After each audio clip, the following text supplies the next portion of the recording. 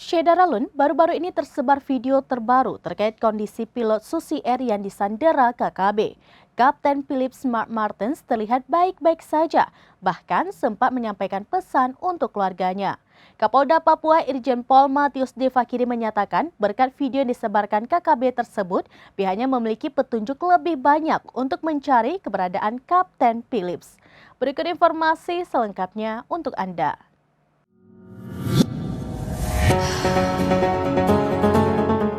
Syedaralun, kelompok kriminal bersenjata atau KKB yang menyandera pilot Susi Air, Kapten Philip Smart Martens baru-baru ini menyebarkan video.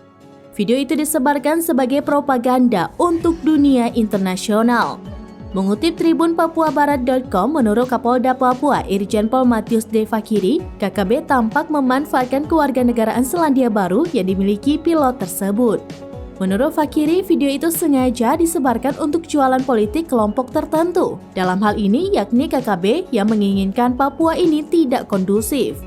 Namun, Fakiri mengaku personel keamanan memiliki keuntungan ketika video dan foto penyanderaan Kapten Philips tersebar. Menurutnya, personel keamanan memiliki petunjuk lebih banyak untuk mencari keberadaan Kapten Philips. Lanjut Fakiri, pihaknya bisa membaca secara cermat dan teliti dan bisa menentukan letak sasaran. Terkait berapa lama waktu untuk upaya negosiasi pembebasan Kapten Philips, Fakiri kembali meminta semua pihak untuk bersabar.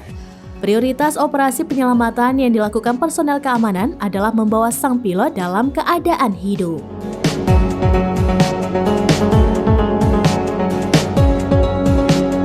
Demikian informasi terkini Syedaralun, saksikan terus beragam informasi menarik lainnya di kanal YouTube dan juga Facebook seramines.com.